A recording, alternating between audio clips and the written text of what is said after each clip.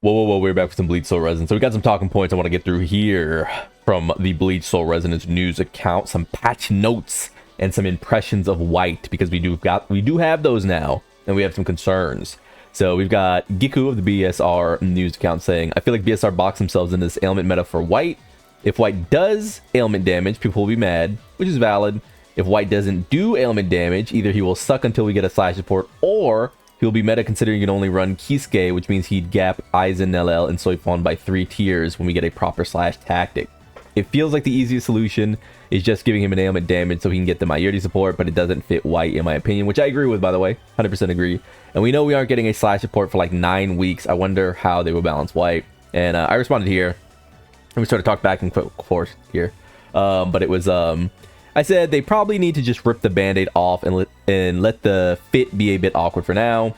Make him good, fun, and give the Slash team a new life when they do get their support, like Soifon was a bit odd without Grim, but still obviously fun to use. He responded, I just don't think White and a half-annual release at that can be bad for 9 to 12 weeks. Very true, by the way. And I do want to say that I don't really care what types of damage a character does, like quote-unquote. I think they do a good job of making them unique in the way that, like, I can go to, you know, Grimjo, for example, and Grimjo literally has ailment in his kit so that Mayuri works with him. Like, you don't look at Grimjo like an ailment character. He essentially is cheesing that mechanic. But as we switch back here, we can continue to talk about this, but if not longer, it happened with Soifon and people didn't like it. True. But White is more hype and is classified as half-annie, so it's even more tricky. Very true, by the way. So as I respond, it's true, I don't really mind them continuing to make it the Mayuri show. And for the free-to-play side of things, it's why I've started to view him as #1 in the game with his insane no-dupe value. But I know people are fed up with the ailment stuff. It feels lose-lose. This is why I said, and I'm sure there were people out there who disagreed at the time. You know, people love Aizen, people love Nelel, people love Gin, people love Grimjo. I get it. Those characters are more hype than Mayuri as a character. At least this version of Mayuri as a character. No character in this game is, as a free-to-play player, is more valuable than Mayuri, though. I'll say it full stop. I'll continue to say it full stop. When you get Core Stamp 5, when you get, you know, his weapon stamp, and you just plop him on a team with even a tick of ailment damage, and you start using this right here, increases your crit damage by 100% for 30 seconds. And you've got the core stamp right here, which is the crit damage granted by terror is additionally increased by 160%. Nah. It's not even close. It's not even comparable. Not counting that during battle, teammates other than yourself gain 40% crit damage on his bond effect, which he introduced. It is such a night and day difference to me when an account has Mayuri versus when an account has any of these other characters. To me, the only character who is even close in his like usability is Zael, specifically on a spirit team. But right now, Mayuri has a way to get on every single element, because even on spirit, he could technically be run with Toshido. I'm not saying it's Toshido's best team, because, you know, it's not. But I'm just saying that Mayuri has a way of getting on every single element effectively. Whereas Zael is a much more reduced character, down to the level of a Kisuke Yudahara. Slightly better than a Kisuke Yudahara when off color. Right? So when I say that, like, hey, I think this Mayuri character might actually be the best character in the game if you're free to play. If we're talking Boundary 0 to Boundary 2... this might be the best character in the game. Promise me I thought about it. I just have so many times where I'm like, damn, how am I going to get Mayuri on this team? Or, you know, oh, I use Mayuri over here. I'm going to have to use Kisuke over here. Or I'll have to use Sael over here. I'm always kind of thinking about Mayuri in the back of my head. Like, genuinely. Like, this is the guy. So, yeah. As far as, like, this, like, conundrum, though, there's essentially 2 ways you can go about it, right? Which is the way I stated, which is you can either give him a slight bit of ailment, but you kind of continue the problem where the game is completely dependent on Mayuri's, you know, power, or you rip the band-aid off and you just kind of let it live. I'm down for either. I really don't care. When I play with Grimjo, I don't think in my head, oh my god, more ailment meta. I think, oh my god, Mayuri is so fucking powerful, but I don't really think like, oh, I'm doing dot DPS, right? No one thinks they're doing dot DPS when they're using, you know, Grimjo. They just don't. I mean, if you think that ailment like matters at all for Grimjo, you know, you're capping, right? It's cap. So it's not a big deal to me, but I know people really care about like this in games in general. You know, they want their damage to feel different. So yeah, it's either rip the band-aid off or make him crazy. I would err on the side of making him crazy. That's another thing. White or WIchigo, WIchigo, he's gonna be one of those characters who is really hype. I mean, he's an Ichigo character, he's a hollow character, he's gonna have a transformation, and he's apparently gonna be a support that sort of fits the role of both support and, it's like, you know, support and DPS, which is what we expect from sub DPSs. But it's like people love that. People love Aizen, so just make him absurd. You know, make him gap. Make him gap. Why does it matter? Because here's the thing is like, if you make him gap and he ends up being better than Nelel and Soifon and Aizen, I think that's okay because Slash is the worst team by a good bit. Like, it's not that Kenpachi is bad. Kenpachi is good, but Spirit has a full team that's really good.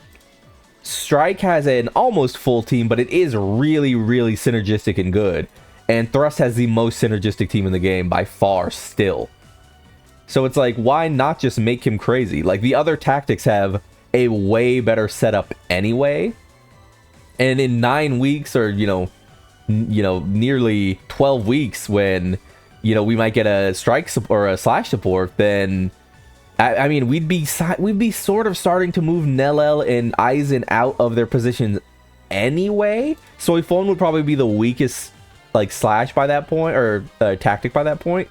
So it's like we're kind of moving those characters out anyway. So yeah, I actually don't have any problem with them just making him absurd, if I'm honest. Like just let him rip, man. Next we got a really good Ichigo patch details. So we've got Ichigo Kurosaki here, hollow form, which they're calling inner hollow. Seems fine. He's able to perform like rapid slashes and rapid Getsuga Tenchos. He seems like he's gonna be really cool. Extra sword waves. I mean, this character's gonna be sick, right? Like, he just has to be. We're getting DPS SR plus Ukieta. This is gonna be really cool because, I mean, it goes back to what I said, which is like, again, I remember hearing like early on, someone said that, oh, you shouldn't get Ichigo because you can get Kenpachi on like a rerun. But now we've got another spirit character in place of Toshido, who's going to be weaker probably, I mean, obviously, but is going to let you have fun with spirit DPSs until Ukieta, you know, Segunda Etapa shows up.